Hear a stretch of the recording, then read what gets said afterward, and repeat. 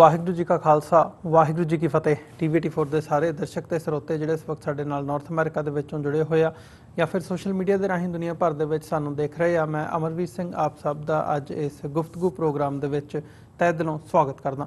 Viewers, ਅੱਜ ਦੇ ਇਸ ਪ੍ਰੋਗਰਾਮ ਦੇ ਵਿੱਚ ਅਸੀਂ ਅਫਗਾਨਿਸਤਾਨ ਦੇ ਸਿੱਖਾਂ ਦੇ ਬਾਰੇ ਗੱਲ ਕਰਾਂਗੇ। ਖਾਸ ਤੌਰ ਤੇ ਜਦੋਂ ਅਸੀਂ ਦੇਖਿਆ ਕਿ 25 ਮਾਰਚ ਦਾ ਦਿਨ, ਮਾਰਚ ਦੇ ਮਹੀਨੇ ਦੇ ਵਿੱਚ ਜਦੋਂ ਅਫਗਾਨਿਸਤਾਨ ਦੇ ਵਿੱਚ ਗੁਰਦੁਆਰਾ ਸਾਹਿਬ ਦੇ ਉੱਤੇ ਹਮਲਾ ਹੁੰਦਾ ਤੇ 27 ਦੇ ਕਰੀਬ ਉੱਥੇ ਜਿਹੜੇ ਸਿੱਖ ਨੇ ਉਹ ਮਾਰੇ ਜਾਂਦੇ ਆ। ਉਦੋਂ ਤੋਂ ਲੈ ਕੇ ਹੁਣ ਤੱਕ ਦਾ ਜਿਹੜਾ ਸਮਾਂ ਹੈ, ਕਾਫੀ ਅਫਗਾਨਿਸਤਾਨ ਦੇ ਵਿੱਚ ਸਿਕਿਉਰਿਟੀ ਨੂੰ ਲੈ ਕੇ, ਸਿੱਖਾਂ ਦੀ ਸੁਰੱਖਿਆ ਨੂੰ ਲੈ ਕੇ ਕਾਫੀ ਜਿਹੜੇ ਸਵਾਲ ਨੇ ਉਹ ਉੱਠਦੇ ਰਹੇ ਨੇ। ਹਾਲਾਂਕਿ ਪਹਿਲਾ ਹਮਲਾ ਨਹੀਂ, ਜਦੋਂ ਉੱਥੇ ਜਿੱਦਾਂ ਦੇ ਹਾਲਾਤ ਬਣੇ ਹੋਏ ਆ ਉਹਨਾਂ ਨੂੰ ਮੁੱਖ ਰੱਖਦਿਆਂ ਹੋਇਆਂ ਪਹਿਲਾਂ ਵੀ ਇੱਦਾਂ ਦੇ ਜਿਹੜੇ ਹਮਲਾ ਹੈ ਉਹ ਹੋ ਚੁੱਕਿਆ ਤੇ ਕੋਸ਼ਿਸ਼ਾਂ ਇਹ ਕੀਤੀਆਂ ਜਾਂਦੀਆਂ ਰਹੀਆਂ ਨੇ, ਭਾਵੇਂ ਉਹ ਬਾਹਰ ਵਸਦੇ ਸਿੱਖ ਹੋਣ ਜਾਂ ਅਦਰਵਾਈਜ਼ ਅਸੀਂ ਭਾਰਤ ਦੇ ਵਿੱਚ ਵਸਦੀਆਂ ਜਥੇਬੰਦੀਆਂ ਹੋਣ, ਉਹਨਾਂ ਵੱਲੋਂ ਕਿ ਉੱਥੋਂ ਦੇ ਸਿੱਖਾਂ ਦੀ ਜਿਹੜੀ ਸੁਰੱਖਿਆ ਹੈ ਉਹ ਕਿਸੇ ਨਾ ਕਿਸੇ ਤਰੀਕੇ ਯਕੀਨੀ ਬਣਾਈ ਜਾ ਸਕੇ। ਸੋ ਹੁਣ ਜਿਹੜੀ ਇੱਕ ਚੰਗੀ ਖਬਰ ਸਾਡੇ ਸਾਹਮਣੇ ਆਈ ਹੈ ਪਿਛਲੇ ਸਮੇਂ ਦੇ ਵਿੱਚ, ਉਹ ਇਹ ਹੈ ਕਿ ਉੱਥੇ ਜਿਹੜੀਆਂ ਫੈਮਿਲੀਜ਼, ਜਿਹੜੀਆਂ ਕਿ ਬਹੁਤ ਥੋੜ੍ਹੀਆਂ ਫੈਮਿਲੀਜ਼ ਨੇ, ਉਹਨਾਂ ਦੇ ਵਿੱਚ ਸੈਂਕੜਿਆਂ ਦੀ ਤਾਦਾਦ ਦੇ ਵਿੱਚ ਜਿਹੜੇ ਉੱਥੇ ਸਿੱਖ ਵਸਦੇ ਨੇ, 600-700 ਸਿੱਖਾਂ ਵੱਲੋਂ ਕਰੀਬ ਜਿਹੜਾ ਉੱਥੋਂ ਬਾਹਰ ਕੱਢਣ ਦਾ, ਉਹਨਾਂ ਨੂੰ ਉੱਥੋਂ ਸੁਰੱਖਿਅਤ ਬਾਹਰ ਕੱਢ ਕੇ ਭਾਰਤ ਦੇ ਵਿੱਚ ਜਾਂ ਹੋਰ ਮੁਲਕਾਂ ਦੇ ਵਿੱਚ ਉਹਨਾਂ ਨੂੰ ਜਿਹੜੀ ਵਸਾਉਣ ਦੀ ਲਾਈਨ ਹੈ ਉਹ ਸ਼ੁਰੂ ਹੋ ਗਈ ਹੈ। ਉਹਨਾਂ ਦਾ ਜਿਹੜਾ ਉਹ ਪ੍ਰੋਸੈਸ ਹੈ, ਵੀਜ਼ਾ ਪ੍ਰੋਸੈਸ ਤੱਕ ਗੱਲ ਪਹੁੰਚ ਗਈ ਹੈ। ਆਉਣ ਵਾਲੇ ਸਮੇਂ ਦੇ ਵਿੱਚ ਇਹਦੀ ਇੰਪਲੀਮੈਂਟੇਸ਼ਨ ਹੋਵੇਗੀ। ਸੋ ਇਹ ਜਿਹੜੀ ਇੱਕ ਡਿਵੈਲਪਮੈਂਟ ਹੈ ਅਫਗਾਨਿਸਤਾਨ ਦੇ ਵਿੱਚ। ਅਦਰਵਾਈਜ਼ ਅਸੀਂ ਪਿਛਲੇ ਸਮੇਂ ਦੇ ਵਿੱਚ ਦੇਖਿਆ, 1 ਮਹੀਨਾ ਪਹਿਲਾਂ ਜਿਹੜਾ ਹੈ ਉਹ ਸਿੱਖ ਆਗੂ ਨਿਧਾਨ ਸਿੰਘ ਨੂੰ ਕਿਵੇਂ ਉੱਥੇ ਅਗਵਾ ਕੀਤਾ ਗਿਆ ਸੀ, ਤੇ ਪਿਛਲੇ ਹਫ਼ਤੇ ਅਸੀਂ ਜੇ ਦੇਖਣਾ ਹੋਵੇ ਤੇ ਉਹਨਾਂ ਦੀ ਉੱਥੋਂ ਰਿਹਾਈ ਹੋਈ ਹੈ। ਹੋਰ ਵੀ ਕਈ ਡਿਵੈਲਪਮੈਂਟਸ ਹੋ ਰਹੀਆਂ ਨੇ ਪਾਕਿਸਤਾਨ ਦੇ ਰਿਗਾਰਡਿੰਗ ਵੀ। ਪਾਕਿਸਤਾਨ ਦੇ ਵਿੱਚ ਜਿਹੜੇ ਹਾਲਾਤ ਨੇ, ਖਾਸ ਤੌਰ ਤੇ ਜਦੋਂ ਸਿੱਖਾਂ ਦੇ ਮੁਤਲਕ ਅਸੀਂ ਗੱਲ ਕਰਦੇ ਹਾਂ, ਉਸ ਬਾਬਤ ਵੀ ਅਸੀਂ ਵਿਚਾਰ ਚਰਚਾ ਕਰਾਂਗੇ। ਇਸ ਸਾਰੀ ਗੱਲਬਾਤ ਦੇ ਲਈ ਅੱਜ ਅਸੀਂ ਯੂਨਾਈਟਿਡ ਸਿੱਖਸ ਦੇ ਡਾਇਰੈਕਟਰ ਗੁਰਵਿੰਦਰ ਸਿੰਘ ਹੋਰਾਂ ਦੇ ਨਾਲ ਗੱਲਬਾਤ ਕਰਾਂਗੇ, ਕਿਉਂਕਿ ਯੂਨਾਈਟਿਡ ਸਿੱਖਸ ਵੱਲੋਂ ਇਸ ਉਪਰਾਲੇ ਨੂੰ ਜਿਹੜਾ ਹੈ ਉਹ ਲੀਡ ਕੀਤਾ ਜਾ ਰਿਹਾ ਹੈ ਬਾਹਰੋਂ। ਜਦੋਂ ਅਸੀਂ ਅਮਰੀਕਾ ਦੀ ਗੱਲ ਕਰਦੇ ਹਾਂ, ਉਹ ਅਫਗਾਨਿਸਤਾਨ ਦੇ ਵਿੱਚ ਸਿੱਖਾਂ ਦੀ ਸੁਰੱਖਿਆ ਯਕੀਨੀ ਬਣਾਉਣ ਤੋਂ ਲੈ ਕੇ ਉਹਨਾਂ ਨੂੰ ਉੱਥੋਂ ਬਾਹਰ ਕੱਢਣ ਦੀ ਜਿਹੜੀ ਵੀਜ਼ਾ ਪ੍ਰੋਸੈਸ ਹੈ ਉਹਦੇ ਵਿੱਚ, ਜਾਂ ਇੱਥੇ ਅਮਰੀਕਾ ਦੇ ਵਿੱਚ ਵੀ ਜਦੋਂ ਅਸੀਂ ਗੱਲ ਕਰਦੇ ਹਾਂ ਪਿਛਲੇ ਹਫ਼ਤੇ 2 ਹਫ਼ਤੇ ਦੇ ਵਿੱਚ ਜੇ ਦੇਖਣਾ ਹੋਵੇ ਤੇ 2 ਵਾਰ ਜਿਹੜਾ ਹੈ ਅਮਰੀਕੀ ਕਾਂਗਰਸ ਦੇ ਵਿੱਚ ਸੈਨੇਟਰਸ ਜਾਂ ਕਾਂਗਰਸਮੈਨ ਵੱਲੋਂ ਵੀ ਇਹ ਅਪਰੋਚ ਕੀਤੀ ਗਈ ਹੈ ਕਿ ਉਹਨਾਂ ਸਿੱਖਾਂ ਦੀ, ਉਹਨਾਂ ਨੂੰ ਰਿਫਿਊਜੀ ਸਟੇਟਸ ਇੱਥੇ ਦਿੱਤਾ ਜਾਵੇ। ਸੋ ਇਸ ਸਾਰੇ ਪਾਰਟ ਦੇ ਵਿੱਚ ਯੂਨਾਈਟਿਡ ਸਿੱਖਸ ਜਿਹੜੀ ਇੱਕ ਆਰਗੇਨਾਈਜੇਸ਼ਨ ਹੈ ਸਿੱਖਾਂ ਦੀ, ਇਹ ਲੀਡ ਰੋਲ ਅਦਾ ਕਰ ਰਹੀ ਹੈ। ਸੋ ਉਹਨਾਂ ਦੇ ਡਾਇਰੈਕਟਰ ਗੁਰਵਿੰਦਰ ਸਿੰਘ ਹੋਰਾਂ ਦੇ ਨਾਲ ਅਸੀਂ ਅੱਜ ਦੀ ਇਸ ਵਿਚਾਰ ਚਰਚਾ ਦੇ ਲਈ ਸਾਡੇ ਨਾਲ ਉਹ ਜੁੜੇ ਹੋਏ ਆ। ਗੁਰਵਿੰਦਰ ਸਿੰਘ ਜੀ, ਤੁਹਾਡਾ ਸਵਾਗਤ ਹੈ। ਵਾਹਿਗੁਰੂ ਜੀ ਕਾ ਖਾਲਸਾ ਵਾਹਿਗੁਰੂ ਜੀ ਕੀ ਫਤਿਹ। ਹਾਂਜੀ ਵੀਰ ਅਮਰਵੀਰ ਸਿੰਘ, ਵਾਹਿਗੁਰੂ ਜੀ ਕਾ ਖਾਲਸਾ ਵਾਹਿਗੁਰੂ ਜੀ ਕੀ ਫਤਿਹ। ਪਹਿਲਾਂ ਤਾਂ ਅਸੀਂ TVT4 ਦੇ ਰਿਣੀ ਆ ਜਿਨ੍ਹਾਂ ਨੇ ਸਿੱਖਾਂ ਦੇ ਰੂਪ ਵਿੱਚ ਮੌਕਾ ਦਿੱਤਾ ਆ ਕਿ ਜਿਹੜੇ ਇਹ ਸਿੱਖਾਂ ਦਾ ਇੱਕ ਮਹੱਤਵਪੂਰਨ ਮਸਲਾ ਆ ਸਾਡੇ ਸਿੱਖ ਭੈਣ ਭਰਾਵਾਂ ਦਾ, ਉਹਨਾਂ ਦੇ ਬਾਰੇ ਅਸੀਂ ਜਾਣਕਾਰੀ ਦਿਵਾ ਸਕਦੇ। ਸੋ ਤਹਿ ਦਿਲੋਂ ਧੰਨਵਾਦੀ ਹਾਂ ਤੁਹਾਡੇ। ਬਹੁਤ ਬਹੁਤ ਧੰਨਵਾਦ ਜੀ ਸਾਡੇ ਨਾਲ ਜੁੜਨ ਦੇ ਲਈ।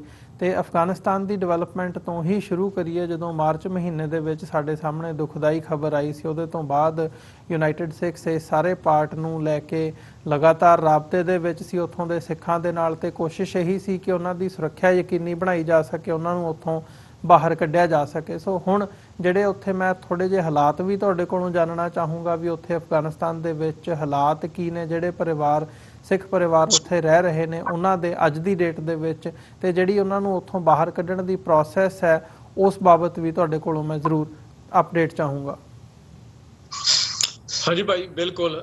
ਦੇਖੋ ਜੀ, ਜਦ ਵਾਰਦਾਤ ਹੋਇਆ ਹੈ, ਜਦ ਤੁਸੀਂ ਕਹਿ ਸਕਦੇ ਹੋ ਘਿਨੌਣੀ ਹਰਕਤ ਕੀਤੀ ਗਈ ਆ, ਜੇ ਅੱਤਵਾਦੀ ਹਮਲਾ ਹੋਇਆ 25 ਤਰੀਕ ਨੂੰ, ਉਦੋਂ ਅਸਲ ਵਿੱਚ ਯੂਨਾਈਟਿਡ ਸਟੇਟਸ ਦੀ ਟੀਮ ਨਿਊਯਾਰਕ ਦੀ ਧਰਤੀ ਤੇ, ਜਿਹੜੇ ਸਾਨੂੰ ਆਫਿਸ ਆਫ ਐਮਰਜੈਂਸੀ ਮੈਨੇਜਮੈਂਟ ਨੇ ਬੇਨਤੀ ਕੀਤੀ ਸੀਗੀ, ਜਿਹੜੇ 30,000 ਪ੍ਰਾਣੀਆਂ ਲਈ ਅਸੀਂ ਜਿਹੜਾ ਖਾਣਾ ਤਿਆਰ ਕਰਨਾ ਹੈ ਤੇ ਵਰਤਾਉਣਾ ਆ, ਅਸੀਂ ਪੂਰੀ ਰਾਤ ਆਪਣੇ ਵਾਲੰਟੀਅਰ ਸੁਹਿਰਦ ਹੋ ਕੇ ਜਾਗ ਕੇ ਸੇਵਾ ਕਰ ਰਹੇ ਨੇ। ਤੇ ਸਾਨੂੰ 3-4 ਵਜੇ ਤੜਕੇ ਸਾਨੂੰ ਮੈਸੇਜਾਂ ਆਉਂਦੀਆਂ ਨੇ, ਸਾਡੀ ਜਿਹੜੀ ਟੀਮ ਹੈਗੀ ਹੈ ਪਾਕਿਸਤਾਨ ਦੇ ਵਿੱਚ, ਕਿ ਇੱਕ ਬਹੁਤ ਵੱਡੀ ਵਾਰਦਾਤ ਹੋ ਚੁੱਕੀ ਆ ਜੀ। ਸੋ ਜਦ ਸਾਡੇ ਕੋਲ ਤਸਵੀਰਾਂ ਆਉਂਦੀਆਂ ਨੇ ਜਾਂ ਸਾਡੇ ਨਾਲ ਗੱਲ ਕਰਦੇ ਨੇ, ਸਾਨੂੰ ਯਕੀਨ ਨਹੀਂ ਹੁੰਦਾ ਕਿ ਅਸੀਂ ਵਾਕਈ ਜੋ ਸੁਣ ਰਹੇ ਹਾਂ, ਜੋ ਦੇਖ ਰਹੇ ਹਾਂ, ਉਹ ਸਹੀ ਆ ਤੇ ਫਿਰ ਜਦ ਕੁਝ ਸਮੇਂ ਬਾਅਦ ਸਾਨੂੰ ਉਹਨਾਂ ਨੇ ਵਿਸ਼ਵਾਸ ਦਿਲਾਇਆ ਜਾਂਦਾ ਆ ਕਿ ਗੁਰਦੁਆਰਾ ਸਾਹਿਬ ਦੇ ਅੰਦਰ ਨਿਹੱਤੇ ਸਿੱਖਾਂ ਤੇ ਅੰਨ੍ਹੇਵਾਹ ਗੋਲੀ ਚਲਾ ਕੇ ਉਹਨਾਂ ਨੂੰ ਮਾਰਿਆ ਜਾਂਦਾ ਆ, ਸ਼ਹੀਦ ਕੀਤਾ ਜਾਂਦਾ ਆ, ਜੀ ਤਾਂ ਇੱਕ ਪਾਸੇ ਅਸੀਂ ਭੁੱਖਿਆਂ ਨੂੰ, ਜੋ ਕੋਵਿਡ-19 ਦੇ ਸ਼ਿਕਾਰ ਹੋਏ ਨੇ, ਪੀੜਤ ਲੋਕਾਂ ਨੂੰ ਅਸੀਂ ਲੰਗਰ ਛਕਾ ਰਹੇ ਹਾਂ, ਉਹਨਾਂ ਦੀ ਸਹਾਇਤਾ ਕਰ ਰਹੇ ਹਾਂ।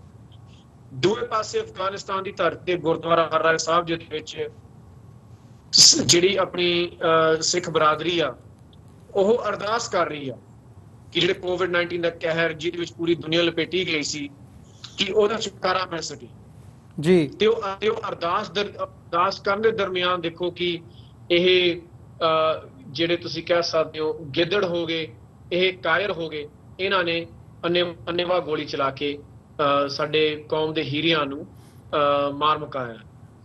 ਅਸੀਂ ਜੀ ਉਸੇ ਵੇਲੇ ਤੋਂ ਨਿਯੁਕਤ ਕੀਤਾ ਕਿ ਅਸੀਂ ਕੁਛ ਨਾ ਕੁਛ ਤਾਂ ਸਾਨੂੰ ਕਰਨਾ ਹੀ ਪਵੇਗਾ, ਕਿਉਂਕਿ ਹੁਣ ਬਹੁਤ ਹੋ ਚੁੱਕਿਆ। ਕਦੇ 2018 ਦੇ ਵਿੱਚ ਬੰਬ ਧਮਾਕਾ ਹੁੰਦਾ, ਕਦੇ ਫਲਾਣੇ ਸਿੰਘ ਨੂੰ ਅਗਵਾ ਕੀਤਾ ਜਾਂਦਾ ਆ, ਕਦੇ ਕਿਸੇ ਫਲਾਣੇ ਸਿੰਘ ਦੀ ਦੁਕਾਨ ਤੇ ਹਮਲਾ ਕੀਤਾ ਜਾਂਦਾ ਆ, ਕਦੇ ਸਾਨੂੰ ਸ਼ਮਸ਼ਾਨ ਘਾਟ ਦੇ ਵਿੱਚ ਅੰਤਿਮ ਸੰਸਕਾਰ ਨਹੀਂ ਕਰਨ ਦਿੱਤਾ ਜਾਂਦਾ।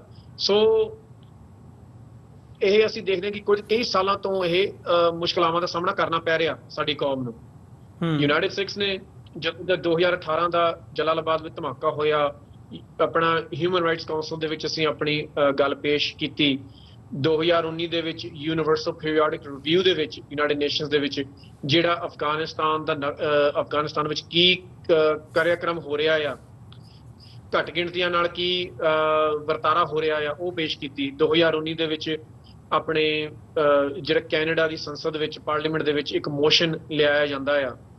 ਸੋ ਇਹ ਕਾਰਜ ਪਹਿਲਾਂ ਤੋਂ ਹੀ ਚੱਲ ਰਹੇ ਸਨ ਜੀ, ਪਰ ਜਦ ਅਸੀਂ ਦੇਖਿਆ ਕਿ ਹੁਣ ਤਾਂ ਗੁਰਦੁਆਰਾ ਸਾਹਿਬ ਦੇ ਵਿੱਚ ਵੀ ਮਹਿਫੂਜ਼ ਨਹੀਂ, ਫਿਰ ਅਸੀਂ ਮਹਿਸੂਸ ਕੀਤਾ ਕਿ ਉਹ ਜਿਹੜੇ ਸਾਡੇ ਕਾਰਜ ਸਨ, ਉਹਨਾਂ ਨੂੰ ਇੱਕ ਹੋਰ ਉਭਾਰਾ ਦਿੱਤਾ ਜਾਵੇ, ਉਹਨਾਂ ਨੂੰ ਇੱਕ ਹੋਰ ਨਵੇਂ ਰੰਗ ਨਾਲ, ਇੱਕ ਹੋਰ ਸ਼ਿੱਦਤ ਨਾਲ ਸੇਵਾ ਕੀਤੀ ਜਾਵੇ। ਤੇ ਇਸ ਜਿਹੜੇ ਕਾਰਜ ਵਿੱਚ ਅਸੀਂ ਆਪਣੇ ਪੂਰੀ ਬਾਹ ਲਾ ਦਿੱਤੀ। ਤੇ ਵਾਹਿਗੁਰੂ ਦੀ ਮਿਹਰ ਅਨੁਸਾਰ ਭਾਈ ਕੁਝ ਦਿਨਾਂ ਦੇ ਵਿੱਚ ਹੀ ਆਪਣੇ ਜਿਹੜੇ ਪਰਿਵਾਰ ਸ਼ਹੀਦ ਜਿਨ੍ਹਾਂ ਪਰਿਵਾਰਾਂ ਦੇ ਵਿੱਚ ਕੋਈ ਜੀ ਸ਼ਹੀਦ ਹੋਇਆ ਤੇ ਜਿਹੜੇ ਪਰਿਵਾਰਾਂ 'ਚ ਕੋਈ ਜ਼ਖਮੀ ਹੋਇਆ, ਉਹਨਾਂ ਵੱਲ ਅਸੀਂ ਮਦਦ ਪਹੁੰਚਦੀ ਕੀਤੀ ਜੀ, ਜੰਗੀ ਪੱਧਰ ਤੇ।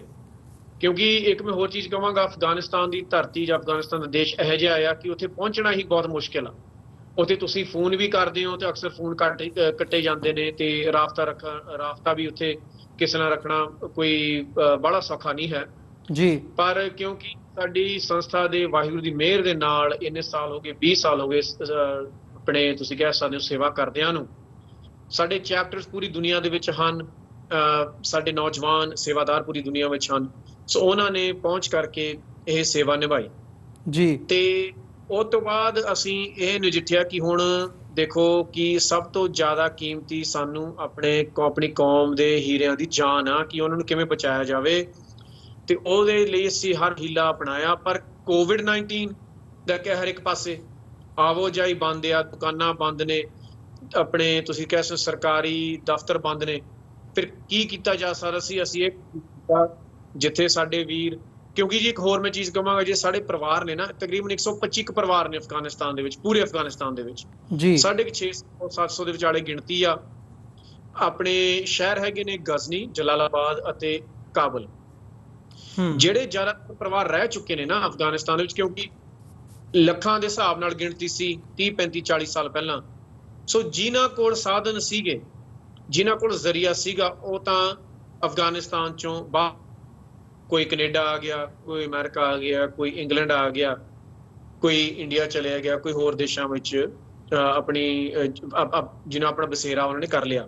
ਸੋ ਜਿਹੜੇ ਜ਼ਿਆਦਾਤਰ ਪਰਿਵਾਰ ਹੁਣ ਬਸੇ ਹੋਏ ਨੇ, ਉਹ ਤੁਸੀਂ ਕਹਿ ਸਕਦੇ ਹੋ ਉਹ ਵਰਗ ਆ ਜਿਨ੍ਹਾਂ ਕੋਲ ਨੇ ਆਪਣੇ ਕੋਲ ਸਾਧਨ ਨਹੀਂ। ਉਹ ਦਿਹਾੜੀ ਵਾਲੇ ਨੇ, ਛੋਟੀਆਂ ਦੁਕਾਨਾਂ ਚਲਾਉਣ ਵਾਲੇ ਨੇ। ਸੋ ਜਦ ਦੁਕਾਨਾਂ ਬੰਦ ਹੁੰਦੀਆਂ ਨੇ, ਦਿਹਾੜੀਆਂ ਟੁੱਟਦੀਆਂ ਨੇ, ਤਾਂ ਫਿਰ ਉਹ ਆਪਣਾ ਗੁਜ਼ਾਰਾ ਕਿਵੇਂ ਕਰਨ?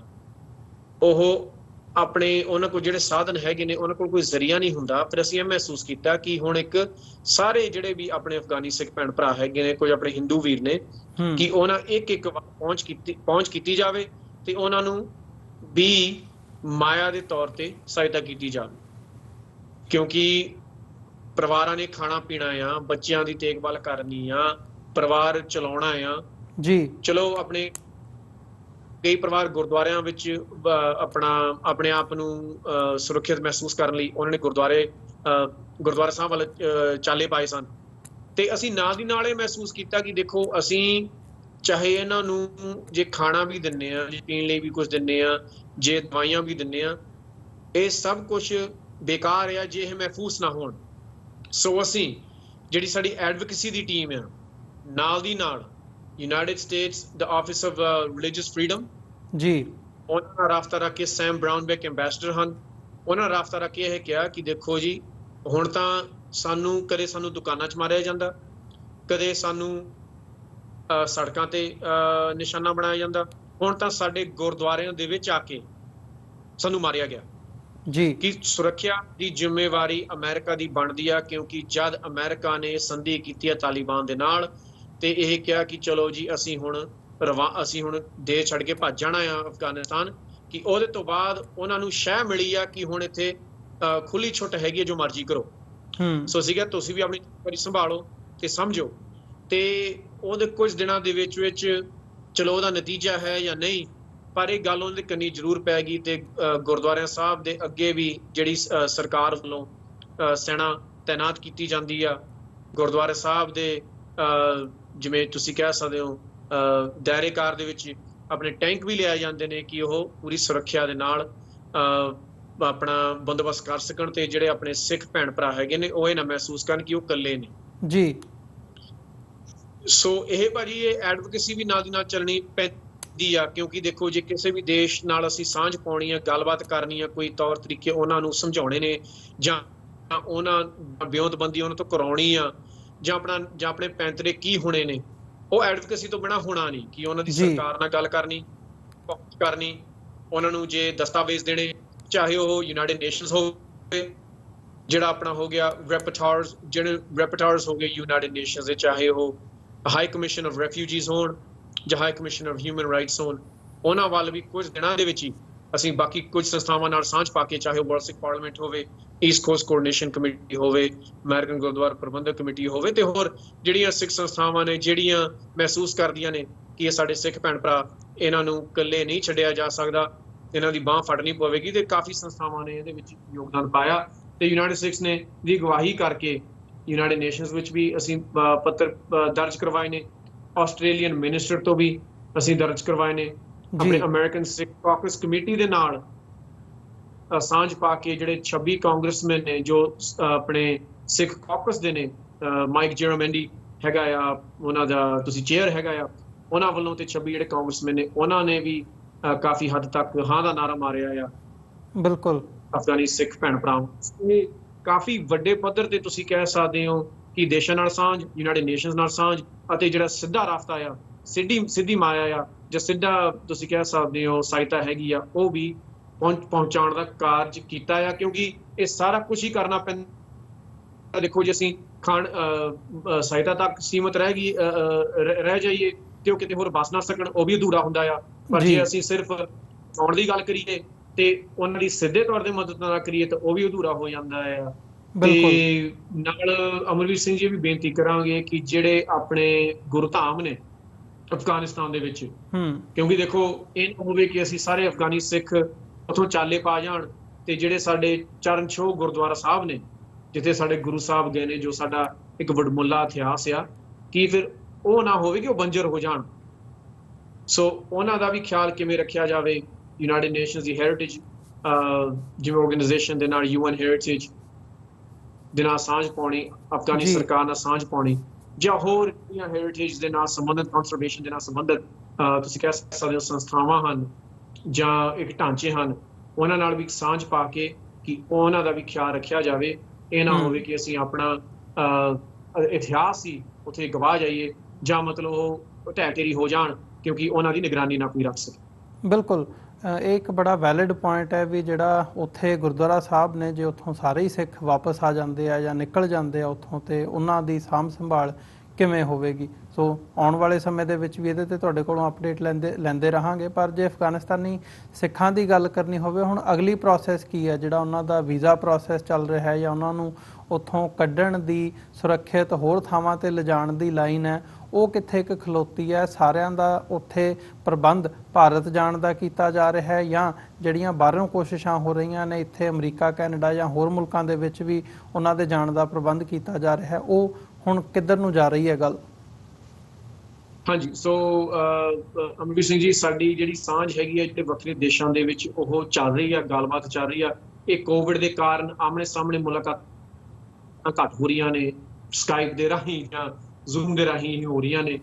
ਪਰ ਅਸੀਂ ਉਹਨਾਂ ਤੇ ਇਹ ਜ਼ਰੂਰ ਇੱਕ ਦਬਾਅ ਪਾ ਰਹੇ ਹਾਂ ਕਿ ਦੇਖੋ, ਇਹ ਜਿਹੜੀ ਇੱਕ ਕੌਮ ਦੀ ਕਤਲੋ ਗਾਰਤ ਹੋ ਰਹੀ ਆ, ਉਹਦਾ ਨਸ਼ਰ ਨਬੋਧ ਕਰਨ ਦੀ ਕੋਸ਼ਿਸ਼ ਕੀਤੀ ਜਾ ਰਹੀ ਹੈ ਕਿ ਇਹ ਤੁਹਾਡਾ ਫਰਜ਼ ਬਣਦਾ ਆ ਕਿ ਉਹਨਾਂ ਨੂੰ ਪਨਾਹ ਦਿੱਤੀ ਜਾਵੇ, ਚਾਹੇ ਉਹ ਜਿਹੜੇ ਮਰਜ਼ੀ ਐਕਟ ਦੇ ਤਹਿਤ ਹੋਵੇ। ਹੁਣ ਜੇ ਅਮਰੀਕਾ ਹੋਵੇ, ਉਹ ਵੱਖਰੇ ਰੈਫਿਊਜੀ ਐਕਟ ਹੋਣਗੇ, ਕੈਨੇਡਾ ਵੱਖਰੇ ਹੋਣਗੇ। ਸੋ ਉਹ ਵੀ ਸਾਡੀ ਸਾਂਝ ਚੱਲ ਰਹੀ ਆ ਤੇ ਸਾਡੀ ਗੱਲਬਾਤ ਚੱਲ ਰਹੀਆਂ ਨੇ, ਪਰ ਉਹ ਸਮਾਂ ਲੱਗਦਾ ਹੈ। ਹੁਣ ਅਸੀਂ ਕਹਿ ਦਈਏ ਜੀ 6 ਮਹੀਨੇ, ਸਾਲ ਦੀ ਗੱਲ ਹੈ, ਹੋ ਸਕਦਾ ਤੋਂ ਲੰਬਾ ਹੋਵੇ, ਹੋ ਸਕਦਾ ਵਾਹਿਗੁਰੂ ਦੀ ਮਿਹਰ ਦੇ ਨਾਲ ਜਲਦੀ ਵੀ ਹੋ ਸਕਦਾ ਹੈ, ਕਿਉਂਕਿ ਉਹਦੇ ਭਾਣੇ ਵਿੱਚ ਅਸੀਂ ਰਹਿੰਦੇ ਹਾਂ ਤੇ ਉਹ ਕੁਝ ਵੀ ਕਰ ਸਕਦੇ ਨੇ। ਅੱਜ ਅਸੀਂ ਕੀ ਸੋਚਦੇ ਹਾਂ, ਕੱਲ ਕੀ ਹੋ ਜਾਵੇ, ਉਹ ਉਹਦੇ ਹੱਥ ਹੀ ਹੁੰਦਾ ਹੈ। ਪਰ ਅਸੀਂ ਇਹ ਮਹਿਸੂਸ ਕੀਤਾ ਕਿ ਜਿਹੜੇ ਕੁਝ ਦੇਸ਼ ਹਨ ਜਿੱਥੇ ਉਹ ਹੁਣ ਫਿਲਹਾਲ ਤੁਰੰਤ ਪਹੁੰਚ ਸਕਦੇ ਨੇ, ਉਹ ਚਾਹੇ ਪਾਕਿਸਤਾਨ ਹੋਵੇ, ਚਾਹੇ ਭਾਰਤ ਹੋਵੇ। ਸੋ ਆਪਣੇ ਜੀ ਜਿਹੜੇ ਪਰਿਵਾਰ ਨੇ, ਉਹਨਾਂ ਵਿੱਚੋਂ ਤਕਰੀਬਨ 356 ਪਰਿਵਾਰ ਨੇ ਜਾਂ 356 ਜੀ ਨੇ, ਜਿਨ੍ਹਾਂ ਕੋਲ ਪੈਸਪੋਰਟ ਜਾਂ ਬਿਲਕੁਲ ਹੀ ਹੈ ਨਹੀਂ, ਜਾਂ ਜੇ ਉਹਨਾਂ ਕੋਲ ਪੈਸਪੋਰਟ ਹੈ, ਉਹ 6 ਮਹੀਨੇ ਦੇ ਵਿੱਚ 8 ਮਹੀਨੇ ਦੇ ਵਿੱਚ ਉਹਨਾਂ ਦੀ ਤਰੀਕ ਐਕਸਪਾਇਰ ਹੋ ਜਾਣੀ ਹੈ, ਲੰਘ ਜਾਣੀ ਜੀ। ਜੇ ਉਹ ਵੀਜ਼ਾ ਲਵਾਉਣਾ ਚਾਹੁੰਦੇ ਨੇ ਤਾਂ ਉਹਨੂੰ ਪੈਸਪੋਰਟ ਦੁਬਾਰਾ ਮੁੜ ਕੇ ਬਣਾਉਣੀ ਪੈਣੀ।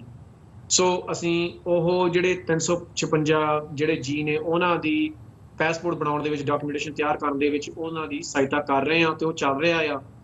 ਤੇ ਵਾਹਿਗੁਰੂ ਦੀ ਮਿਹਰ ਨਾਲ ਸਾਨੂੰ ਪਤਾ ਲੱਗਿਆ ਹੈ ਕਿ ਕਾਫੀ ਹੱਦ ਤੱਕ ਜਿਹੜੇ ਵੀਜ਼ੇ ਨੇ, ਉਹ ਪੈਸਪੋਰਟ ਬਣ ਚੁੱਕੀਆਂ ਨੇ ਤੇ ਪੈਸਪੋਰਟਾਂ ਦੇ ਉੱਪਰ ਵੀਜ਼ੇ ਲੱਗ ਗਏ ਨੇ। ਕਿਉਂਕਿ ਦੇਖੋ, ਅਸੀਂ ਗੱਲ ਕਰਾਂਗੇ ਕਿ ਜੇ ਉਹਨਾਂ ਨੇ ਵੀਜ਼ੇ ਬਣਾ ਲਏ, ਵੀਜ਼ੇ ਉਹਨਾਂ ਦੇ ਹੱਥਾਂ ਤੇ ਥੋੜ੍ਹੋ ਲੱਗਣੇ ਆ, ਤਾਂ ਪੈਸਪੋਰਟਾਂ ਤੇ ਲੱਗਣੇ ਆ। ਤੇ ਜਿਨ੍ਹਾਂ ਕੋਲ ਪੈਸਪੋਰਟ ਨਹੀਂ ਹੈਗੀ, ਹਜੇ ਤਰੀਕ ਲੰਘ ਗਈ, ਉਹ ਕਿੱਥੇ ਲਵਾਉਣਗੇ ਵੀਜ਼ੇ?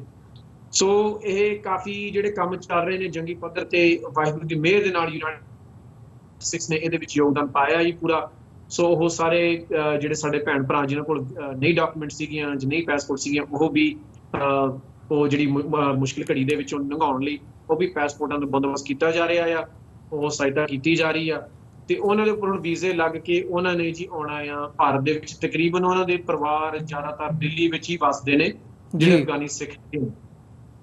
ਉਹਨਾਂ ਨੇ ਫਿਰ ਹੁਣ ਜਦ ਦਿੱਲੀ ਜਾਣਾ ਆ ਤਾਂ ਉੱਥੋਂ ਕੁਝ ਕਾਫੀ ਜੋ ਸ਼ੁਭ ਚਿੰਤਕ ਸਿੱਖ ਹੈਗੇ ਨੇ, ਚਾਹੇ ਉਹ ਦਿੱਲੀ ਦੇ ਗੁਰਦੁਆਰਾ ਸਾਹਿਬ ਦੇ ਜਿਹੜੇ ਆਗੂ ਹਨ, ਜਿਹੜੇ ਕਾਫੀ ਸੇਵਾ ਕੀਤੀ ਹੈ ਸਮਾਧੀ ਦੇ ਰਾਹੀਂ, ਖਜਿੰਦਰ ਸਿੰਘ ਹੋਣੀ ਹੋ ਜਾਣ, ਚਾਹੇ ਨਿਊਯਾਰਕ ਦੇ ਅਫਗਾਨੀ ਸਿੱਖ ਆਗੂ ਹਨ, ਆਪਣੇ ਪਰਮਜੀਤ ਸਿੰਘ ਬੇਦੀ ਹੋਣੀ ਹੋ ਗਏ, ਜਾਂ ਕੁਝ ਹੋ ਜਾਂ ਕਈ ਹੋਰ ਜਿਹੜੇ ਆਪਣੇ ਤੁਸੀਂ ਕਹਿ ਸਕਦੇ ਹੋ ਇਸ ਮੁੱਦੇ ਤੇ ਜੋ ਸੁਹਿਰਦ ਹੋ ਕੇ ਕਾਰਜ ਕਰ ਰਹੇ ਨੇ। ਸੋ ਉਹਨਾਂ ਨੇ ਕਾਫੀ ਹੱਦ ਤੱਕ ਜਿਹੜੇ ਪਰਿਵਾਰ ਨੇ ਉਹਨਾਂ ਦੀ ਸਹਾਇਤਾ ਕਰਨੀ ਆ।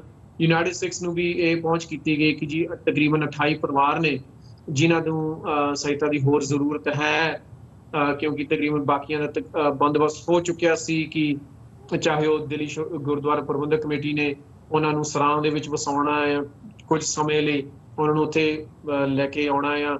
ਪਰ ਜਿਹੜੀ ਸਾਨੂੰ ਪਤਾ ਲੱਗ ਰਿਹਾ ਕਿ ਜਿਹੜੀ ਫਲਾਈਟਾਂ ਰਵਾਨੇ ਹੋਣਗੀਆਂ, ਉਹ ਭਾਰਤ ਸਰਕਾਰ ਵੱਲੋਂ ਕੀਤੀਆਂ ਜਾਵੇਗਾ ਜੀ। ਤੇ ਜਦ ਉਹ ਪਰਿਵਾਰ ਉੱਥੇ ਜਾਣਗੇ, ਚਲੋ ਉਹਨਾਂ ਨੇ ਉੱਥੇ ਜਦ ਵਸਣਾ ਆ ਤਾਂ ਉਹਨਾਂ ਨੂੰ ਕਿਰਾਏ ਦੀ ਵੀ ਸਹਾਇਤਾ ਚਾਹੀਦੀ ਆ, ਉਹਨਾਂ ਨੂੰ ਖਾਣ ਪੀਣ ਲਈ ਵੀ ਸਹਾਇਤਾ ਚਾਹੀਦੀ ਆ, ਬੱਚਿਆਂ ਨੇ ਪੜ੍ਹਨਾ ਵੀ ਆ, ਲਿਖਣਾ ਵੀ ਆ, ਪਰਿਵਾਰ ਚਲਾਉਣੇ ਵੀ ਨੇ, ਉਹਨਾਂ ਨੂੰ ਉੱਥੇ ਫਰਨੀਚਰ ਵੀ ਚਾਹੀਦਾ। ਤੁਸੀਂ ਇਹ ਸਮਝੋ ਕਿ ਬੰਦਾ ਜੇ ਉੱਜੜ ਜਾਵੇ ਤਾਂ ਉਹਨੂੰ ਕਿਤੇ ਵਸਣਾ ਹੋਵੇ ਤੇ ਕਿਹੜੀ ਚੀਜ਼ ਦੀ ਜ਼ਰੂਰਤ ਨਹੀਂ ਹੁੰਦੀ ਜੀ। ਸੋ ਉਸ ਪੱਖੋਂ ਅਸੀਂ ਰਲ ਮਿਲ ਕੇ ਇਕੱਠੇ ਹੋ ਕੇ ਜਿਹੜੇ ਆਪਣੇ, ਮੈਂ ਤੁਹਾਨੂੰ ਗਿਣਾਏ ਵੀ ਹਨ ਜੋ ਆਪਣੇ ਸੁਹਿਰਦ ਸੇਵਾਦਾਰ ਨੇ, ਉਹਨਾਂ ਨਾਲ ਸਾਂਝੇ ਤੌਰ ਤੇ ਕਾਰਜ ਕਰਨੇ ਆ।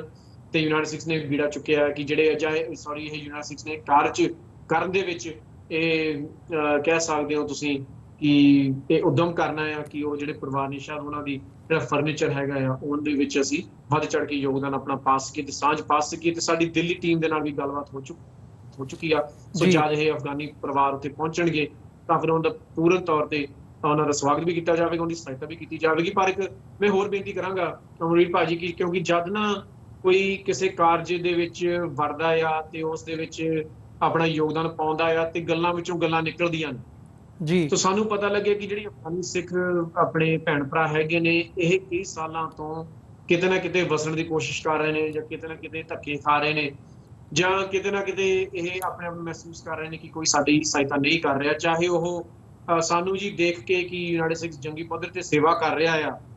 ਸਾਨੂੰ ਪਰਿਵਾਰ ਇੱਕ ਜਰਮਨੀ ਦੇ ਵਿੱਚ ਹੈਗਾ ਹੈ, ਤਰਨ ਸਿੰਘ, ਉਹਨਾਂ ਨੇ ਸਾਂਝ ਪਾਈ। ਉਹਨਾਂ ਨੇ ਕਿਹਾ ਜੀ ਮੈਂ ਬੇਨਤੀ ਕਰਦਾ ਕਿ ਸਾਡੇ ਪਰਿਵਾਰ ਨੂੰ 1.5-2 ਹਫ਼ਤਿਆਂ ਦੇ ਵਿੱਚ ਇੱਥੋਂ ਆਪਣੇ ਐਕਸਟ੍ਰੈਡਾਈਟ ਕੀਤਾ ਜਾਵੇਗਾ, ਸਾਨੂੰ ਡਿਪੋਰਟ ਕੀਤਾ ਜਾਵੇਗਾ ਵਾਪਸ ਅਫਗਾਨਿਸਤਾਨ ਦੇ ਵਿੱਚ। ਅਸੀਂ ਸੋਚਿਆ ਯਾਰ ਅਫਗਾਨਿਸਤਾਨ ਤੋਂ ਵਿੱਚ ਅਸੀਂ ਕੋਸ਼ਿਸ਼ ਕਰ ਰਹੇ ਕਿ ਪਰਿਵਾਰ ਨਿਕਲਣ, ਉਹ ਬਚਣ। ਇਹ ਕਿਵੇਂ ਹੋ ਸਕਦਾ ਕਿ ਸਾਡੇ ਜਾਣ ਮਤਲਬ ਸਾਡੇ ਹੁੰਦਿਆਂ ਹੋਇਆਂ ਕਿ ਇੱਕ ਪਰਿਵਾਰ ਨੂੰ ਜੋ ਮਸਾਂ ਜਰਮਨੀ ਕਿਤੇ ਵੀ ਪਹੁੰਚਿਆ ਆ, ਉਹਨੂੰ ਦੁਬਾਰਾ ਮੌਤ ਦੇ ਮੂੰਹ ਵਿੱਚ ਪਾਇਆ ਜਾਵੇ। ਜੀ ਸੋ ਉਹਨਾਂ ਦੀ ਸਹਾਇਤਾ ਕਰਕੇ ਉਹਨਾਂ ਦੀ ਜਿਹੜੀ ਸਟੇ ਅਸੀਂ ਕਰਵਾ ਲਈ ਆ, ਵਕੀਲਾਂ ਨਾਲ ਸਾਂਝ ਪਾ ਕੇ ਉਹਨਾਂ ਦੀ ਜਿਹੜੀ ਫੀਸ ਹੁੰਦੀ ਆ ਉਹ ਭਰ ਕੇ। ਤੇ ਉਹ ਪਰਿਵਾਰ ਦੀ ਭਾਜੀ ਦਾਸਤਾਨ ਬੜੀ ਖੌਫਨਾਕ ਆ। ਉਹ ਪਰਿਵਾਰ ਦੇ ਜੀ ਕਿਵੇਂ ਮਾਰੇ ਜਾਂਦੇ ਨੇ ਅਫਗਾਨਿਸਤਾਨ ਦੇ ਵਿੱਚ, ਉਹ ਪਰਿਵਾਰ ਫਿਰ ਕਿਵੇਂ ਨੰਗੇ ਧੜ ਹੋ ਕੇ, ਜਾਂ ਤੁਸੀਂ ਕਹਿ ਸਕਦੇ ਹੋ ਜੋ ਉਹਨਾਂ ਦੇ ਤਨ ਦੇ ਕੱਪੜੇ ਸਨ ਉਹੀ ਲੈ ਕੇ ਉਹ ਫਰਾਰ ਹੁੰਦੇ ਨੇ। ਕਦੇ ਗ੍ਰੀਸ ਪਹੁੰਚਦੇ ਨੇ, ਕਦੇ ਗ੍ਰੀਸ ਉਹ 2-3 ਸਾਲ ਇੱਕ ਪਰਿਵਾਰ ਲਈ ਕੰਮ ਕਰਦੇ ਨੇ। ਉਹਨਾਂ ਨੂੰ ਐਵੇਂ ਰੱਖਿਆ ਜਾਂਦਾ ਜਿਵੇਂ ਉਹ ਗੁਲਾਮ ਹਨ, ਨਾ ਉਹਨਾਂ ਨੂੰ ਤਨਖਾਹ ਦਿੱਤੀ ਜਾਂਦੀ ਆ, ਨਾ ਉਹਦੀ ਰਿਹਾਇਸ਼ ਠੀਕ ਠਾਕ ਹੁੰਦੀ ਆ। ਉਹ ਬਿਮਾਰ ਹੁੰਦੇ ਨੇ ਉੱਥੇ, ਪਰਿਵਾਰ ਜਦ ਬਿਮਾਰ ਹੁੰਦਾ ਉਹਨਾਂ ਦਾ ਇੱਕ ਬੱਚਾ ਉੱਥੇ ਗੁਜ਼ਰ ਜਾਂਦਾ ਆ। ਫਿਰ ਉਹ ਇਟਲੀ ਜਾਂਦੇ ਨੇ, ਉੱਥੇ ਧੱਕੇ ਖਾਂਦੇ ਨੇ। ਫਿਰ ਇਟਲੀ ਤੋਂ ਕਿਤੇ ਨਾ ਕਿਤੇ ਤਰੀਕੇ ਨਾਲ ਬਾਰਡਰ ਕੱਟ ਕੇ ਉਹ ਜਰਮਨੀ ਆਉਂਦੇ ਨੇ। ਸੋ ਇਹ ਜਦ ਅਸੀਂ ਸੁਣਦੇ ਹਾਂ ਕਿ ਦੇਖੋ ਕੀ ਹਾਲਾਤ ਹੋਵੇਗੀ, ਕਿਹੜੀ ਚੀਜ਼ ਬੰਦੇ ਦੇ ਉੱਪਰ ਇੰਨਾ ਬੋਝ ਪੈਂਦੀ ਹੋਵੇਗੀ ਕਿ ਉਹ ਇੰਨੀ ਮੁਸ਼ਕਲਾਂ ਦਾ ਸਾਹਮਣਾ ਕਰਨ ਲਈ ਤਿਆਰ ਹੋ ਜਾਵੇ ਕਿ ਯਾਰ ਮੈਂ ਇੱਥੇ ਰਹਿ ਨਹੀਂ ਸਕਦਾ, ਬਾਹਰੇ ਭਾਵੇਂ ਮੈਨੂੰ ਤੂਫਾਨ, ਹਨੇਰੀ, ਜੋ ਮਰਜ਼ੀ ਹੋ ਜਾਵੇ, ਮੈਨੂੰ ਝੱਲਣੀ ਪਵੇ, ਪਰ ਮੈਂ ਝੱਲਣ ਲਈ ਤਿਆਰ ਹਾਂ। ਸੋ ਇਹ ਪਰਿਵਾਰ ਦੀ ਵਾਹਿਗੁਰੂ ਦੀ ਮਿਹਰ ਦੇ ਨਾਲ ਸਾਨੂੰ ਇਹ ਸੇਵਾ ਮਿਲੀ ਆ। ਤੇ ਕੁਝ ਪਰਿਵਾਰ ਅਮਰਜੀਤ ਸਿੰਘ ਜੀ ਆਪਣੇ ਅਫਗਾਨਿਸਤਾਨ ਤੋਂ ਨਾ ਪਾਕਿਸਤਾਨ ਵਿੱਚ ਵੀ ਬਸ ਰਹੇ ਨੇ, ਤੇ ਉਹਨਾਂ ਨੇ ਵੀ ਪਿਛਲੇ 1.5-2-3 ਸਾਲਾਂ ਤੋਂ ਆਪਣਾ ਬਸੇਰਾ ਬਣਾਇਆ ਹੈ। ਪਰ ਕੋਵਿਡ ਦੇ ਕਾਰਨ, ਕਿਉਂਕਿ ਉਹ ਵੀ ਦਿਹਾੜੀਦਾਰ ਨੇ, ਉਹ ਵੀ ਆਪਣੇ ਪੈਰਾਂ ਦੇ ਖੜੇ ਹੋਣ ਦੀ ਹੀ ਕੋਸ਼ਿਸ਼ ਕਰ ਰਹੇ ਨੇ, ਤੇ ਇੱਕਦਮ ਹੀ ਕੋਵਿਡ ਦਾ ਹੁਣ ਕਹਿਰ ਜਦ ਦੁਨੀਆ ਤੇ ਤੁਸੀਂ ਕਹਿ ਸਕਦੇ ਹੋ ਵਾਪਰਦਾ ਆ, ਤਾਂ ਉਹਨਾਂ ਨੂੰ ਵੀ ਮਹਿਸੂਸ ਹੁੰਦੀ ਹੈ ਕਿ ਸਾਡਾ ਵੀ ਹੁਣ ਗੁਜ਼ਾਰਾ ਔਖਾ ਹੁੰਦਾ ਆ। ਸੋ ਉਹਨਾਂ ਨੇ ਵੀ ਦੱਸ ਪਾਈ ਤੇ ਉਹ ਕਈ ਪਰਿਵਾਰਾਂ ਦੀ ਅਸੀਂ ਸਹਾਇਤਾ ਕੀਤੀ ਉਹ ਲਾਹੌਰ ਦੇ ਵਿੱਚ। ਫਿਰ ਇਹ ਸਾਰਾ ਕੁਝ ਦੇਖਦੇ ਆ ਪਰਿਵਾਰ ਜਿਹੜੇ ਦਿੱਲੀ ਰਹਿੰਦੇ ਨੇ, ਅਫਗਾਨੀ ਸਿੱਖ ਭੈਣ ਭਰਾ ਸਾਡੇ ਜੀ ਉਹ ਮਹਿਸੂਸ ਕਰਦੇ ਨੇ ਕਿ ਯੂਨਾਈਟਿਡ ਸਟੇਟਸ ਜੇ ਪਾਕਿਸਤਾਨ ਵੀ ਮਦਦ ਕਰ ਰਿਹਾ, ਅਫਗਾਨਿਸਤਾਨ ਵੀ ਮਦਦ ਕਰ ਰਿਹਾ, ਜਰਮਨੀ ਦੀ ਪਰਿਵਾਰ ਦੀ ਵੀ ਮਦਦ ਕਰ ਰਿਹਾ, ਕਿ ਅਸੀਂ ਵੀ ਕੋਸ਼ਿਸ਼ ਕਰ ਲਈਏ ਜਿਹੜੀ ਚੀਜ਼ਾਂ ਦੀ ਸਾਨੂੰ ਲੋੜ ਹੈ ਅਸੀਂ ਵੀ ਉਹਨਾਂ ਨੂੰ ਦੱਸ ਦਈਏ ਤੇ ਉਹ ਆਪਣੀ ਵਿੱਤ ਮੁਤਾਬਿਕ ਸੇਵਾ ਕਰ ਦੇਣ। ਸੋ ਉਹ ਵੀ ਜੀ ਕੁਝ ਦਰਜਨ ਪਰਿਵਾਰ ਨੇ ਜਿਨ੍ਹਾਂ ਦੀ ਆਪਣੀ ਦਿੱਲੀ ਦੀ ਟੀਮ ਨੇ ਉਹਨਾਂ ਨੂੰ ਖੁਦ ਮਿਲ ਕੇ, ਉਹਨਾਂ ਨਾਲ ਰਾਬਤਾ ਰੱਖ ਕੇ, ਮਹਿਸੂਸ ਕਰਕੇ ਉਹਨਾਂ ਦੀ ਕਿਹੜੀ ਚੀਜ਼ਾਂ ਦੀ ਜ਼ਰੂਰਤ ਹੈ ਤੇ ਉਹ ਲੋੜਾਂ ਪੂਰੀਆਂ ਕੀਤੀਆਂ ਨੇ। ਤੇ ਇੱਕ ਆਪਣੀ ਅਫਗਾਨੀ ਇੱਕ ਭੈਣ ਜੋ ਮੋਹਾਲੀ ਰਹਿੰਦੀ ਸੀ, ਤੇ ਉਹਨੇ ਜਦ ਕੋਵਿਡ ਦੇ ਕਾਰਨ ਉਹਨਾਂ ਦੀ ਜਿਹੜੀ ਪੜ੍ਹਾਈ ਲਿਖਾਈ ਦੇ ਵਿੱਚ ਥੋੜੀ ਜਿਹੀ ਦਿੱਕਤ ਆ ਗਈ ਤੇ ਉਹਨਾਂ ਨੇ ਫਿਰ ਵਾਪਸ ਰਵਾਨਾ ਹੋਣਾ ਸੀ, ਤੇ ਉਹ ਭੈਣ ਦਾ ਵੀ ਅਸੀਂ ਜਿਵੇਂ ਉਹ ਸਹਾਇਤਾ ਕਰਕੇ ਉਹਨਾਂ ਨੂੰ ਉੱਥੋਂ ਲੈ ਕੇ ਖੁਦ ਆਪਣੀ ਟੀਮ ਦੇ ਮੈਂਬਰ ਜਿਹੜੇ ਜਿੱਥੇ ਉਹਨੇ ਪਹੁੰਚਣਾ ਸੀ ਉੱਥੇ ਤੱਕ ਪਹੁੰਚਾਇਆ, ਨਾਲੇ ਉਹਨਾਂ ਦੀ ਜਿਹੜੀ ਲੋੜਾਂ ਸੀਗੀਆਂ ਉਹ ਵੀ ਪੂਰੀਆਂ ਕੀਤੀਆਂ, ਚਾਹੇ ਉਹ ਖਾਣ ਪੀਣ ਦੀ ਵਸਤੂਆਂ ਹੋਣ ਜਾਂ ਸਮਾਨ ਹੋਵੇ। ਸੋ ਇਹ ਕਾਫੀ ਹੱਦ ਤੱਕ ਗਲੋਬਲ ਤੌਰ ਤੇ ਮੈਂ ਕਹਿ ਸਕਦਾ ਹਾਂ ਯੂਨਾਈਟਿਡ ਸਟੇਟਸ ਦੇ ਉੱਪਰ ਇਹ ਜ਼ਿੰਮੇਵਾਰੀ ਬੜੀ ਹੈ। ਇਹ ਸਮਝ ਲਓ ਜਦ ਮੈਦਾਨ ਵਿੱਚ ਨਿੱਤਰਦੇ ਆ ਤਾਂ ਫਿਰ ਹੋਰ ਸੇਵਾ ਦੇ ਮੌਕੇ ਦਿਸਦੇ ਵੀ ਨੇ, ਤੇ ਕਈ ਵਾਰ ਤੁਹਾਨੂੰ ਬੁਲਾਇਆ ਵੀ ਜਾਂਦਾ ਆ। ਤੇ ਇਹ ਅਸੀਂ ਕਿਵੇਂ ਕਰ ਸਕਦੇ ਹਾਂ ਭਾਜੀ, ਇਹ ਵਾਹਿਗੁਰੂ ਦੀ ਮਿਹਰ ਆ ਪਹਿਲੀ ਗੱਲ। ਦੂਜੀ ਗੱਲ, ਜਿਹੜੇ ਸਾਡੇ ਸੇਵਾਦਾਰ ਨੇ, ਜਿਹੜੇ ਸਾਡੇ ਸ਼ੁਭ ਚਿੰਤਕ ਨੇ, ਜਿਹੜੇ ਸਾਡੇ ਦਾਨੀ ਸੱਜਣ ਨੇ, ਜਿਨ੍ਹਾਂ ਨੇ ਸਾਡੇ ਤੇ ਇਤਬਾਰ ਕੀਤਾ, ਸਾਡੇ ਤੇ ਯਕੀਨ ਕੀਤਾ ਕਿ ਅਸੀਂ ਇਹ ਸੇਵਾ ਕਰ ਸਕਾਂਗੇ। ਤੇ ਜਿਹੜਾ ਗਰੀਬ ਦਾ ਮੂੰਹ ਗੁਰੂ ਦੀ ਕੋਲ ਕਿਹਾ ਕਿ ਗਰੀਬ ਦੇ ਮੂੰਹ ਤੱਕ ਜਿਹੜਾ ਉਹਨਾਂ ਨੇ ਮਾਇਆ ਜਾਂ ਦਸਵੰਧ ਆਪਣਾ ਇਕੱਠਾ ਕਰਕੇ ਸਾਨੂੰ ਦਿੱਤਾ ਆ, ਅਸੀਂ ਰਿਣੀ ਆ ਉਹਨਾਂ ਦੇ। ਤੇ ਅਕਾਲ ਪੁਰਖ ਮੇਰਾ ਭਰਿਆ ਹੱਥ ਰੱਖੇ ਕਿ ਤੁਹਾਡੇ ਮਾਧਿਅਮ ਦੇ ਰਾਹੀਂ ਵੀ ਅਸੀਂ ਦੱਸਣਾ ਚਾਹਾਂਗੇ ਜੇ ਹੋਰ ਵੀ ਸਾਡੇ ਅਫਗਾਨੀ ਸਿੱਖ ਭੈਣ ਭਰਾ ਕਿਤੇ ਹੈਗੇ ਨੇ ਜਿਹੜੇ ਸਾਡੀ ਆਵਾਜ਼ ਸੁਣ ਰਹੇ ਨੇ, ਜਾਂ ਸਾਡੇ ਕੋਈ ਵੀ ਹੋਰ ਸਿੱਖ ਭੈਣ ਭਰਾ ਹੈਗੇ ਨੇ ਜਿਹੜੀ ਸਾਡੀ ਆਵਾਜ਼ ਸੁਣ ਰਹੇ ਨੇ, ਮਹਿਸੂਸ ਕਰ ਰਹੇ ਨੇ ਕਿ ਉਹਨਾਂ ਨੂੰ ਲੋੜ ਹੈ ਜਾਂ ਕੋਈ ਉਹਨਾਂ ਦੀ ਬਾਂਹ ਫੜੇ ਜਾਂ ਕੋਈ ਔਖੇ ਵੇਲੇ ਉਹਦੇ ਤੁਸੀਂ ਕਹਿ ਸਕਦੇ ਹੋ ਕੰਮ ਆਵੇ, ਤਾਂ ਪਲੀਜ਼ ਸਾਨੂੰ ਬੁਲਾਵਾ ਦੇਣ ਤੇ ਅਸੀਂ ਜ਼ਰੂਰ ਆਪਣੀ ਵਿੱਤ ਮੁਤਾਬਿਕ ਨਿਤਰਨ ਦੀ ਪੂਰੀ ਕੋਸ਼ਿਸ਼ ਕਰਾਂਗੇ। ਜੀ ਗੁਰਵਿੰਦਰ ਸਿੰਘ ਜੀ, ਤੁਹਾਡਾ ਬਹੁਤ ਬਹੁਤ ਧੰਨਵਾਦ, ਤੁਸੀਂ ਸਮਾਂ ਕੱਢਿਆ ਤੇ ਸਾਨੂੰ ਜਿਹੜੀ ਇਹ ਡੀਟੇਲ ਹੈਗੀ ਹੈ ਇਹ ਪ੍ਰੋਵਾਈਡ ਕੀਤੀ ਹੈ, ਚੱਲ ਕੀ ਰਿਹਾ, ਕਿਵੇਂ ਜਿਹੜਾ ਹੈ ਅਫਗਾਨਿਸਤਾਨ ਦੇ ਜਿਹੜੇ ਉੱਥੇ ਵਸਦੇ ਸਿੱਖ ਪਰਿਵਾਰ ਨੇ, ਤੁਸੀਂ ਗਿਣਤੀ ਤਕਰੀਬਨ 350 350 ਦੇ ਕਰੀਬ ਦੱਸਦੇ ਹੋ ਉਹਨਾਂ ਦੀ। ਸੋ ਆਉਣ ਵਾਲੇ ਸਮੇਂ ਦੇ ਵਿੱਚ ਵੀ ਕੋਸ਼ਿਸ਼ ਕਰਾਂਗੇ ਕਿ ਇਹ ਜਿਹੜੀਆਂ ਅਪਡੇਟਸ ਨੇ ਤੁਹਾਡੇ ਕੋਲੋਂ ਵੀ ਤੇ ਅਦਰਵਾਈਜ਼ ਸਾਡੇ ਦਰਸ਼ਕਾਂ ਤੱਕ ਪੁੱਜਦੀਆਂ ਕਰਦੇ ਰਹੀਏ। ਸੋ ਅੱਜ ਦੇ ਸ਼ੋਅ ਦੇ ਵਿੱਚ ਇੱਥੇ ਹੀ ਇਜਾਜ਼ਤ ਚਾਹਾਂਗੇ ਜੀ। ਬਹੁਤ ਬਹੁਤ ਧੰਨਵਾਦ। ਵਾਹਿਗੁਰੂ ਜੀ ਕਾ ਖਾਲਸਾ। ਹਾਂਜੀ ਭਾਜੀ, ਮੈਂ ਤਾਂ ਇੱਕ ਚੀਜ਼ ਕਹਾਂ ਭਾਜੀ, ਉਹ 356 ਜਿਹੜੇ ਜੀ ਨੇ ਜਿਨ੍ਹਾਂ ਨੂੰ ਪਾਸਪੋਰਟ ਦੀ ਜ਼ਰੂਰਤ ਸੀ, ਤਕਰੀਬਨ ਉੱਥੇ ਕੁੱਲ ਮਿਲਾ ਕੇ ਪਰਿਵਾਰ 650 ਦੇ ਲਾਗੇ ਨੇ, ਜਾਂ ਕੁੱਲ ਮਿਲਾ 650 ਜੀ ਨੇ ਜਿਹੜੇ ਅਫਗਾਨਿਸਤਾਨ ਵਿੱਚ ਆਪਣੇ ਸਿੱਖ ਭੈਣ ਭਰਾ ਹੈਗੇ ਨੇ ਜੀ। ਬਹੁਤ ਬਹੁਤ ਧੰਨਵਾਦ ਜੀ। ਵਾਹਿਗੁਰੂ ਜੀ ਕਾ ਖਾਲਸਾ, ਵਾਹਿਗੁਰੂ ਜੀ ਕੀ ਫਤਿਹ। ਖਾਲਸਾ, ਵਾਹਿਗੁਰੂ ਜੀ ਕੀ ਫਤਿਹ ਜੀ। ਵਿਊਅਰਸ, ਉਮੀਦ ਕਰਦੇ ਹਾਂ ਜਿਹੜੀ ਅੱਜ ਦੀ ਸਾਡੀ ਇਹ ਵਿਚਾਰ ਚਰਚਾ ਸੀ ਤੁਹਾਨੂੰ ਜ਼ਰੂਰ ਪਸੰਦ ਆਈ ਹੋਵੇਗੀ। ਸੋ ਅੱਜ ਦੇ ਸ਼ੋਅ ਦੇ ਵਿੱਚ ਇੱਥੇ ਹੀ ਇਜਾਜ਼ਤ ਚਾਹਾਂਗੇ। ਮੈਂ ਬੇਨਤੀ ਜ਼ਰੂਰ ਕਰਨੀ ਚਾਹੂੰਗਾ ਕਿ ਇਸ ਪਲੇਟਫਾਰਮ ਨੂੰ TV84 ਨੂੰ ਤੁਹਾਡੀ ਸਹਾਇਤਾ ਦੀ ਲੋੜ ਹੈ। TV84 ਨੂੰ ਡੋਨੇਟ ਕਰਨ ਦੇ ਲਈ ਤੁਸੀਂ ਸਾਡੀ ਵੈਬਸਾਈਟ www.tv84.tv ਤੇ ਜਾ ਕੇ ਡੋਨੇਟ ਕਰ ਸਕਦੇ ਹੋ ਤੇ ਮੰਥਲੀ ਡੋਨੇਸ਼ਨਸ ਦੇ ਲਈ ਪਲੈਜ ਕਰ ਸਕਦੇ ਹੋ। ਚੈੱਕ ਰਾਹੀਂ ਡੋਨੇਸ਼ਨਸ ਭੇਜਣ ਦੇ ਲਈ TV84 ਦੇ ਨਾਂ ਦਾ ਚੈੱਕ ਬਣਾ ਕੇ ਤੁਸੀਂ ਸਾਨੂੰ ਸਾਡੇ ਐਡਰੈਸ ਤੇ ਮੇਲ ਕਰ ਸਕਦੇ ਹੋ। 3601 37th Avenue, Long Island City, New York 11101। Website ਫਿਰ ਦੱਸਦੇ ਹਾਂ ਇੱਕ ਵਾਰ www.tv84.tv। ਇਸੇ ਦੇ ਨਾਲ ਵਿਊਅਰਸ, ਅੱਜ ਦੇ ਇਸ ਪ੍ਰੋਗਰਾਮ ਦੇ ਵਿੱਚ ਇਜਾਜ਼ਤ ਚਾਹਾਂਗੇ। ਇੱਥੇ ਹੀ ਅਗਲੇ ਹਫਤੇ ਸੋਮਵਾਰ ਨੂੰ ਤੁਹਾਡੇ ਨਾਲ ਮੁਲਾਕਾਤ ਹੋਵੇਗੀ। ਤਦ ਤੱਕ ਲਈ ਇਜਾਜ਼ਤ ਦਿਓ ਜੀ। ਵਾਹਿਗੁਰੂ ਜੀ ਕਾ ਖਾਲਸਾ, ਵਾਹਿਗੁਰੂ ਜੀ ਕੀ ਫਤਿਹ।